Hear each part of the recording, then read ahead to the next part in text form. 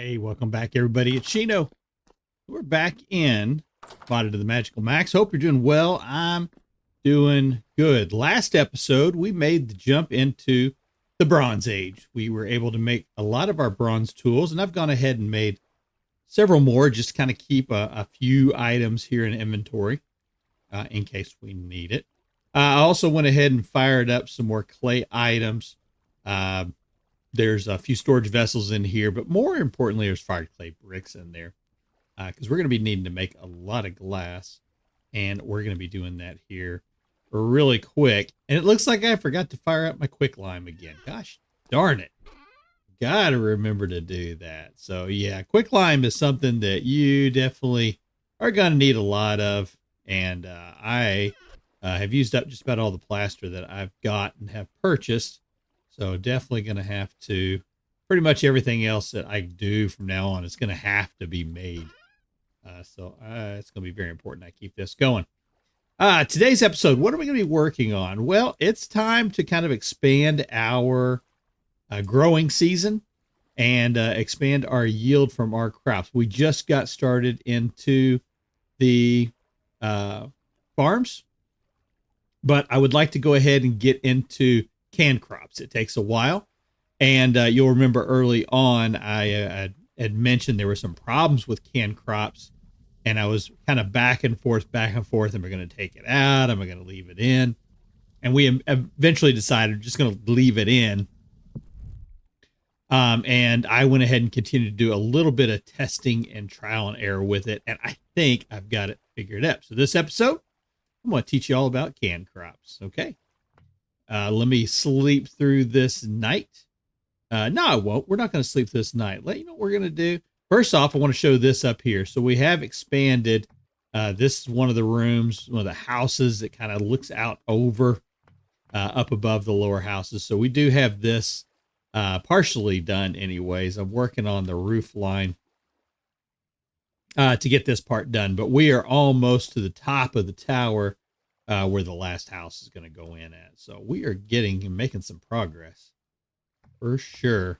I was going to sleep through the night, but now you know what we're going to do. We're just going to go ahead and let's get some quartz made, because we're going to end up making a greenhouse at the end of today's episode. And we're going to want to make sure that we have enough glass on hand. There we go. Now that is the last of the charcoal that I've got. So definitely going to have to do something about that here pretty quick. You remember I tore out my other charcoal pit that we're using. That was back behind the house. That's now gone now. I guess you don't know it yet. We'll see it here in just a minute. But anyways, I'm going to have to create a new charcoal pit. And I got an idea for doing that. You know, I've mentioned this before. This is where our workshop's going to be at. Originally, I was thinking about putting the Helve Hammer in right here, but I'm actually going to put another building. I found a neat design that I like for a building. So I'm going to take out this wall right here, go that way. We'll be moving this out also, putting it someplace else. I think those guys are upstairs. Let's go take a look. No? Sound like they were up here. One more level up, maybe? No? Okay. Now I'm going to sleep through this night. We'll come back in the morning. Let's take a quick look around at the building that's been going on. So there you can see the next tier that's going up there. I still need to go in and do some more with the support beams. But unfortunately, I've been using walnut for a lot of the trim stuff. And that's the last walnut tree I've got right there. So I'm going to have to make sure that I go find some more walnuts before I really do any more building. Walnut's my primary log for this build. And like I said, now I'm out of walnut. But anyways, let's take a look here. We did get the back porch done. We still got to put the roof line on there. And I've moved everything from the front back here to the back. Porch along this side is done. We've got a little bit more here to do. Come here. We got a little bit more here to do, but the overhang area here is all the way done. Now you'll see that there is a little area protrusion. So we're going to be having the second story. It's going to have a full wall right there. And then we'll put another roof line above that. But we have, I think I talked about this before, this roof is going to end right into the edge here. So you can kind of see how that's going to be working there. It's looking pretty good. And over here, you just saw one of the pumpkins I had harvested. I've actually harvested, I think, 8 pumpkins. So it's all done pretty good. And then the trees, we ended up getting 3 of the 4 pomegranate trees. Went ahead and took. So that's really good. That's a pretty good rate there. Let's talk about CANCrops. Let's talk about the CANCrops mod and what it does and how we can use it to our advantage. First off, you'll see, do I have a seed here? Do not have a seed here. I got one over here. Let's take a look at a seed that comes up from CANCrops. We did this before, but I've got them all kind of planted right now, so I'll have to grab another one here. All right, so we can take a look at it. We can see that it's going to give us 4 new stats that are kind of visible there, and that is gain, growth, strength, and resistance. Gain means it's going to have an increase in the yield. Growth means it's going to have more growth. It's going to have higher growth ticks or faster growth rate. Strength is a decrease in the perish rate. So whenever you break it and it sits out there, it's going to stay there longer. And then resistance increases the temperature range that it can function at. Now, within Vintage Story, all crop growth stops at 0 degrees Celsius. So anytime the air gets below 0 degrees Celsius, growth tick rates stop on berry bushes, trees, and crops. However, you'll see a cold resistance and a heat resistance. And what that means is as long as the 4 a.m. temperature is greater, 4 a.m. is the coldest time in Vintage Story day.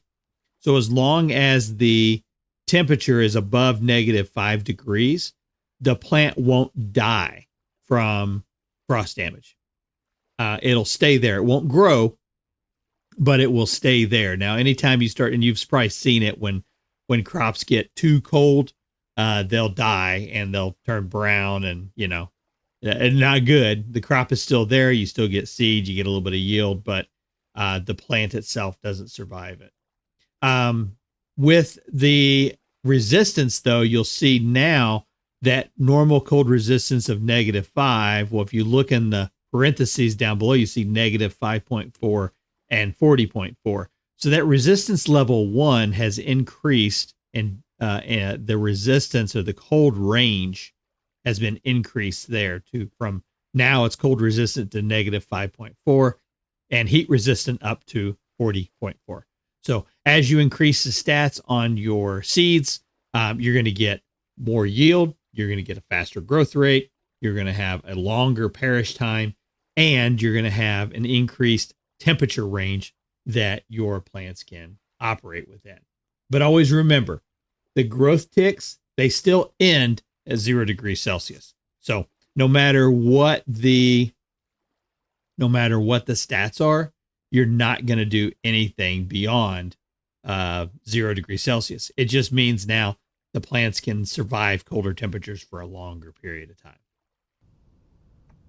Now, how do you get the stats to grow and to increase using CANCrops? Well, to do that, you're going to need these things called selection sticks. So you're doing 8 sticks total, and you get 4 selection sticks out of it. And selection sticks are used to support the crops that you're wanting to grow. So if you do a single set of sticks like this, you just put one in the ground. That's where you're going to plant your crops. Where you want the new crop to form, you're going to put a double set on there. So I'm going to do it like this. There we go. And so what that's going to do is that's going to give us a place where you can plant crops in 4 different spots, 1, 2, 3, and 4. And then as these grow, they have a chance for the crops to spread to these other ones. So we should have 4 that have the exact same stats because they're the first generation, basically, of CANCrop seeds. Okay?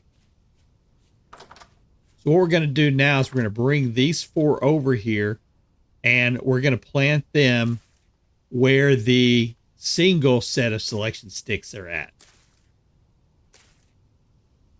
There we go. Now, this is just going to take the normal amount of time. There is no acceleration on this, nothing like that, right? Now, what we're going to have to do, though, is now that we have these selection sticks in here, there is a chance that some weeds can form. And weeds have the ability to also break your selection sticks. So we're going to have to watch for those weeds. Now, they're not grass, okay? You will get grass that will form in your selection sticks sometimes. But the weeds will look almost like a crop growing like right along one of the edges. And as soon as one shows up there, we'll take a look at it and see. So this is the basic format you want to kind of set up. Your crop that grows between these on these double cruxes, that are the double selection sticks, that occurs because of the gain traits that you have from the parent plants. So this one will get a random change in one of those 4 stats. Since this is a 1 and this is a 1, then this one's probably going to be like, it could be like a 2-1-1-1. Okay. It's going to get a random stat change. Now, since there's 2 there, it might get like a 2-1-2-1 or a 1-2-1-2 on the stat change. We'll just have to see what forms there whenever it happens. Same thing over here. This one could get a random stat change from all 4 of them. So it could end up as a 2-2-2-2 or it could end up as a 3-1-1-1. We don't know yet until it happens. But the more of these that you have around the double, then the more stats you're going to be able to change at a time whenever it goes through. Okay. So this is not a rapid process. Considering that you have to kind of maintain crop rotation, and you have to wait for, the normal growth rate. This is almost like growing pigs or sheep. It's going to take several years, several generations before you start seeing a big gain off of it. But, if we end up with a growth rate 3 on one of them right here, well, then, yeah, we're going to want to bring those seeds back in and try to merge them with some of the better traded seeds that we get from these corner ones and see if we can make, a much better seed that forms there in the center. Okay, here's some of the other setups that you can do, and you'll see I just lost some there to weed because it grew and it broke my selection sticks. But you can do, a setup like this. So you have your parent seed there, and there, and then that way you'll get a chance to get your crossbreeding in that. You can do it in this 2x2 setup. So you've got your parent seed there, and then you get a chance for your mutated seed to pop up there and there. But in my testing, this ended up being really the best. This 3x3 method. Put your 4 seeds on the cardinal direction like that. And then have a double selection stick in the center. Hey, there we go. Nice little reward from an angry knight. And end up getting 2 more pieces of temporal fragment. So that's good too.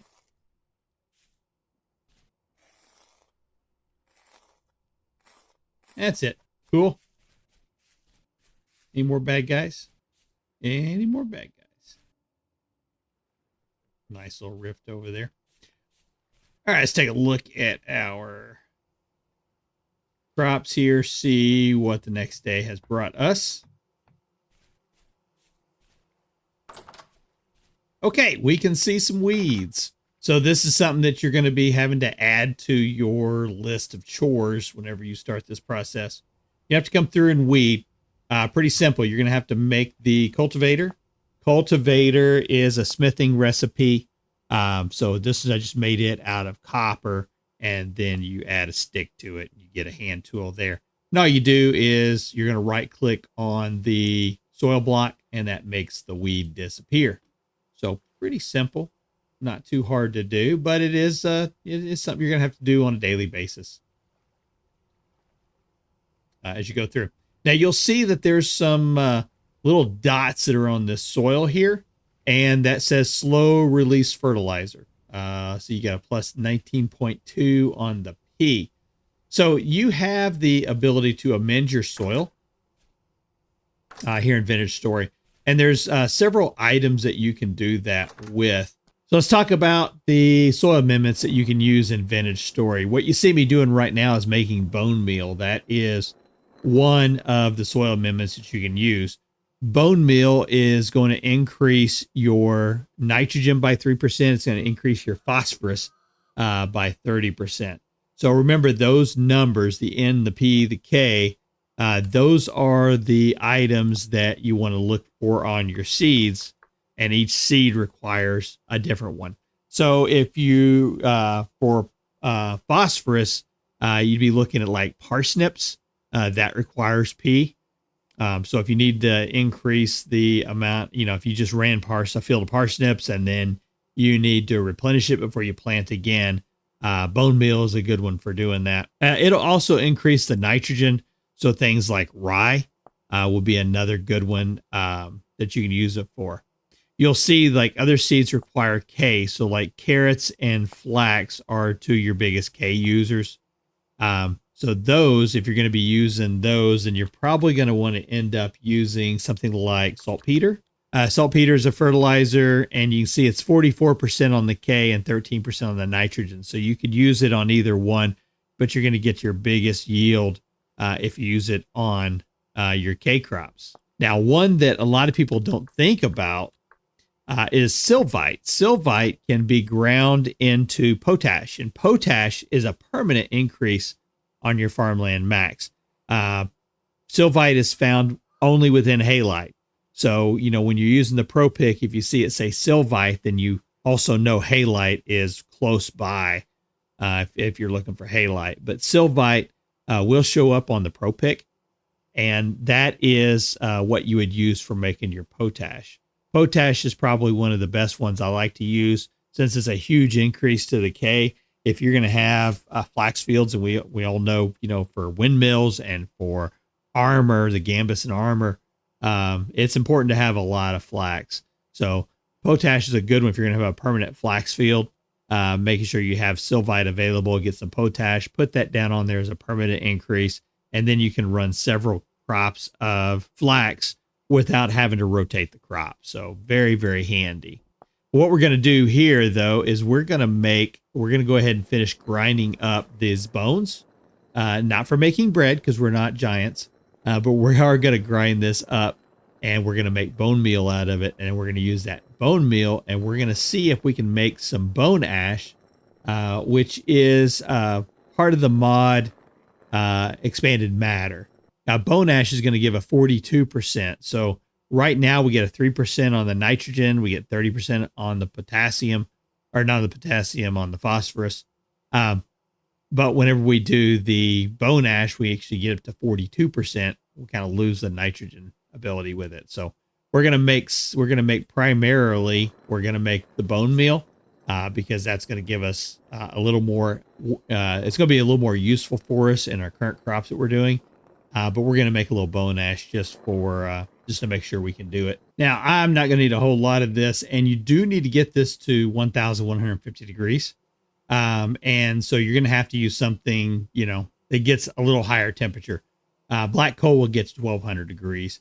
And so I'm just going to use one piece of black coal on there, as I don't need a whole lot of this. So if I just get one piece, that's fine. I just want to test it just to make sure everything's working here. Okay, so there's two of the 4 different soil amendments that you can use. Yes, there's a couple more here, and let's take a look. Compost is one that people don't think that much about. So all that rot that you gather up from, from whatever, berry bushes, eggs, wherever it comes from, you can put that into a barrel. Once you have 64, you can seal it, and then when it's done, it will turn into 16 compost. Now, if you wanted to, you can use the compost to make Terra Preta.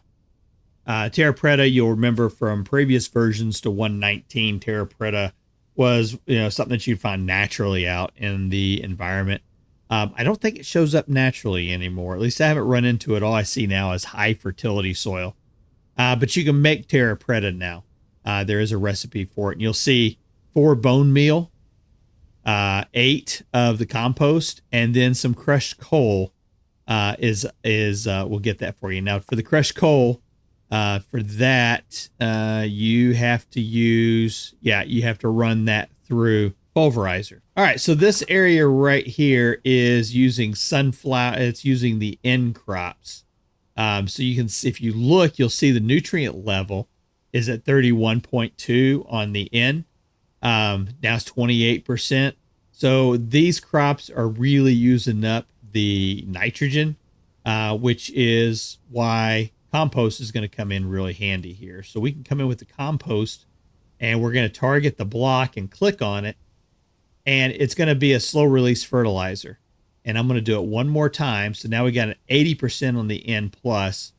And same thing here. I'm going to do 2, 2, 2, and 2. So it's at plus 80 on the N, plus 16 on the P, plus 16 on the K.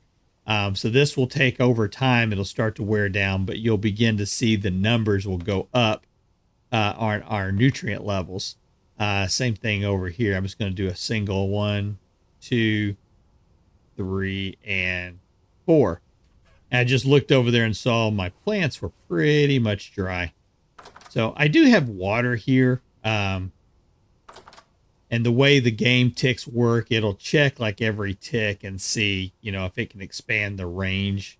It takes a little bit sometimes. So I'm just going to go ahead and water this area here just to make sure we've got the water flowing. You see where the growth speed rate is at and the moisture. As you increase that, you'll get a little faster on the growth speed. So sometimes it's important just to make sure that your crops are well watered. So if you look in the tooltip, you'll see now for CANCrops, it is showing for these blocks 64%. So where we've had plants growing, it has used up the nutrients in that area. That's why I usually try to rotate my crops around. So I've done, the CANCrops here. So when I go to replant the CANCrops, they're going to be planted down in this area. So that way we can use up the CANCrop nutrients here. And then these are the CANCrops, and we'll move them down to the next one once this harvesting is all done. Hey, do you want to be on the inside on what's happening in this series? Join the Shino Gaming Discord community. Link is in the description below. There you can download this mod pack, the World Seed, and download so you can play along. You can join in on discussions about the series and get exclusive behind the scenes content. Also, we do lots of contests and giveaways. So, what are you waiting for? Go down into the description of this video below and find your invite to join the Shino Gaming Discord community. We'll see you there. I always want to find the best way to get the most out of the least amount of space possible. Using CANCrops to increase seed stats and soil amendments to recover the farmland faster means I can plant more crops per season and get more yield per harvest. Okay, so we've talked about CANCrops. We've seen how we can use that to increase our stats. We've talked about soil amendments and about how we can use that to recover the land. We just saw that one grow just right there in front of our face. But how we can recover the ground, the nutrient levels within the farmland, so that we can plant more crops more often. Now we're going to talk about something that is a little controversial within the vintage store community, and I really don't know why. And that's greenhouses. Seems like everybody has their own conceptions about what a greenhouse is, how to make it. And it's very surprising to read in the Reddit posts people saying, well, I don't know, why is my greenhouse not working? So we're going to kind of talk about all of that and see if I can help dispel some of those problems. There we go. See if we can dispel some of those problems and some of those issues.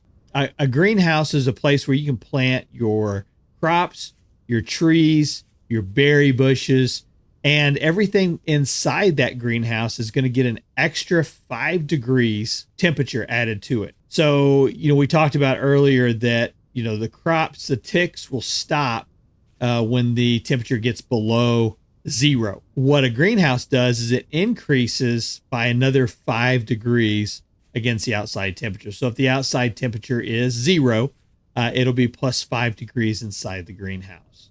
So if you're in an area where it doesn't get very cold, that could mean that you could end up having a growing season last all year long.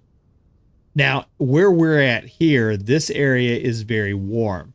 So the chances that the greenhouse is going to be something we're going to be able to, that's going to help us in the winter months, probably not going to be necessary. It doesn't get very cold here.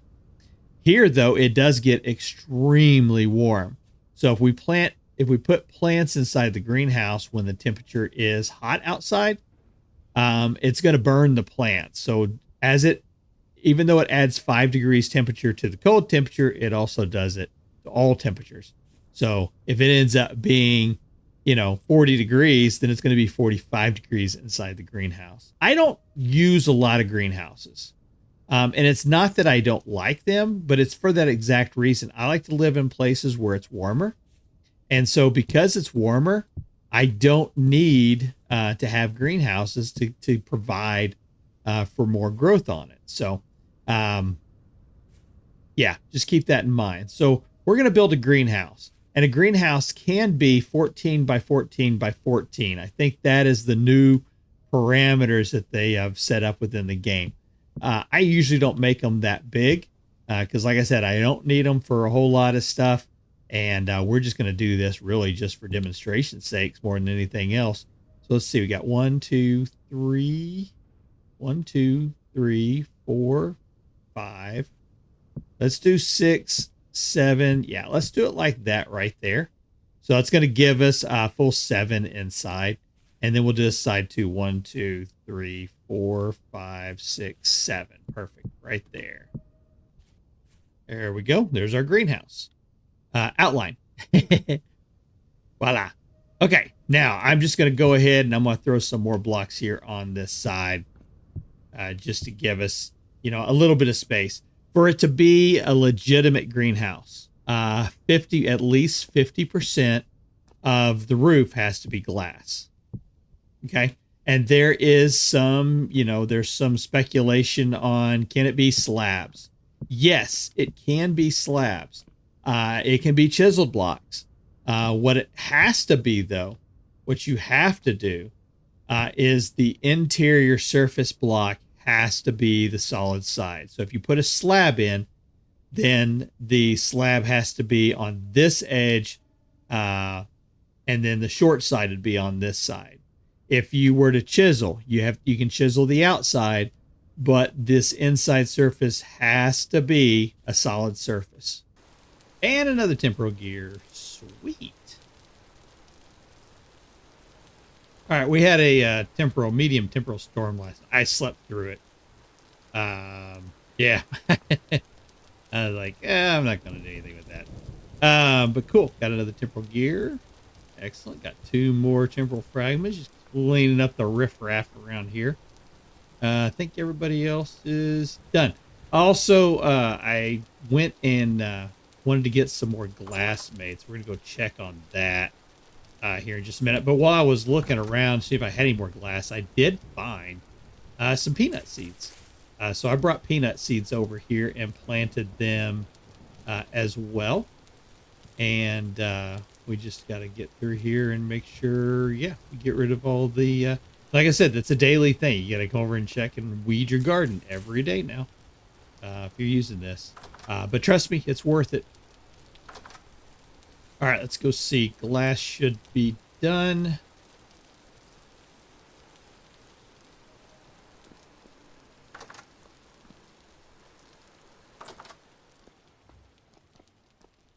Yes, glass is done.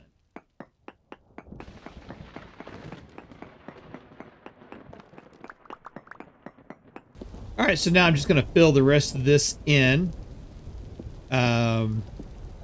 Just turn it into a room. Again, the what you have to have for it to be a greenhouse is at least 50% of the ceiling has to be glass. That's it. The only other requirement is it just has to be registered as a room per the Vintage Story guidelines. Okay. Now I use the Simple HUD mod, so you can see in my left-hand corner, you'll see there is the icon right there for a greenhouse.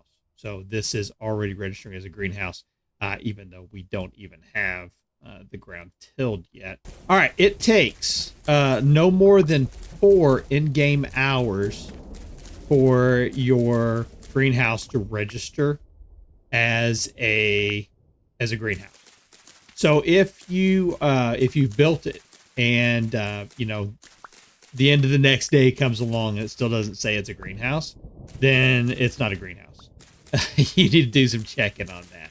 So make sure that is you know, that's the time limit you're looking at. The blocks. Okay, so the ground level that we're looking at, this area here, we're going to be turning this into farmland. Farmland does not count as the bottom of the greenhouse.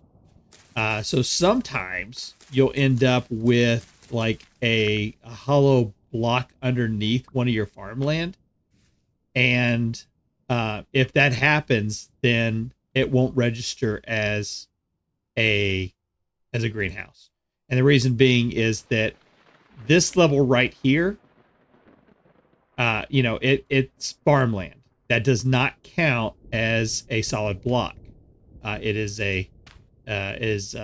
not a solid block as far as registering as a room counts. So that means that the block underneath this block has to be solid for it to register as a solid block for this to count as a room. So just bear that in mind also. You know, if you've done everything else and now you're going, hey, you know, why am I not getting, you know, the rating or the registration like I'm supposed to? You might want to check your blocks underneath also. Okay, and there we see it. Looking at it, you can now see that I have a +5 degrees from the greenhouse. And, you know, it's also dependent upon, you know, when I did these blocks. So it may take a little bit longer for some blocks to register than others, but we're getting it for everywhere that we need to, right? So eventually this will all tick over and will all become greenhouse. So this is a greenhouse. You can put water inside it, but the block underneath there has to be a solid block underneath it. So you can't put like a slab there, even if the slab is on the top, that won't register. It does need to be a solid block underneath it. I want to take a moment to show something also. Sometimes your vendors sell cheese. They're usually about 9 gears a piece for them. And so I found 2 vendors, agricultural vendors that were selling cheese. So went ahead and bought those. Cheese is a long process to make. This is not. So this is a good way to start building your dairy up. And remember, the more balanced your diet is, then the more health points you're going to get. And there we go, a third one. Sweet. Oh man, coming up good.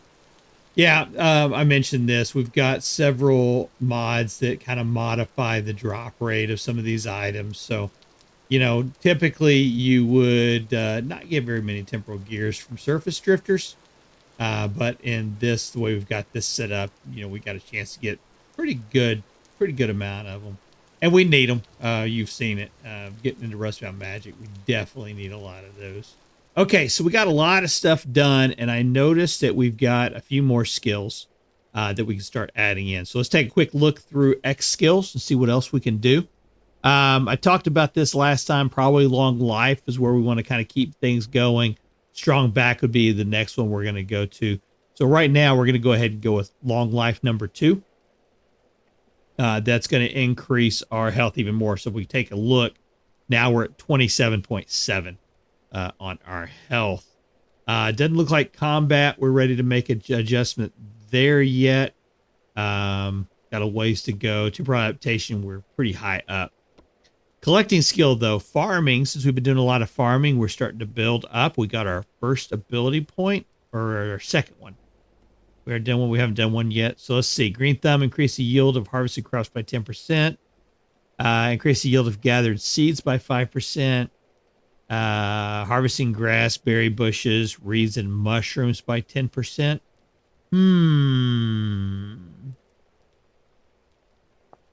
Yeah, I'm going to go with gather right now on that one. And then processing, we've got our, we got another point here in metalworking now. And I have been using Hammer Expert. You get some durability back, so that's pretty cool. But I think I'm going to start going I think I'm going to start going with the metal recovery. No, let's go ahead and go with blacksmith. So we already have one item that adds in skills to it. This is going to kind of give us another on there. So I kind of like that. Let's start doing that one. Cool. So yeah, we definitely need to start getting some more going. Yeah, I like when I get to the duplicator part of it. That one's pretty cool. So you can get extra. It's kind of cool. All right. Let's take a look at our garden. One more time, make sure that we got our weeds taken care of around our around these. Everything looking good so far. Nothing's adjusted. These are at 3 of 11.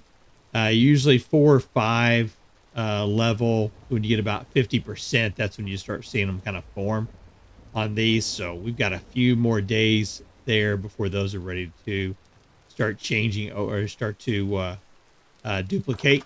So that's okay. And then over here on our CANCrops, we've got rice. Looks like it's going to be getting close. And flax is starting to get really close, which is good. Because next episode, we're going to need that flax. We're going to start putting together the wind power that we need and hopefully automate our quern and a health hammer over here in our workshop. That'll be really cool. All right, folks. Hey, thanks for spending time with me. This is Shino. Lots of stuff done as far as farming goes. Still lots more to do, and I'm really excited about what's going to be coming up here shortly. So make sure you stick around. All right, folks. We'll see you in the next one. Take care.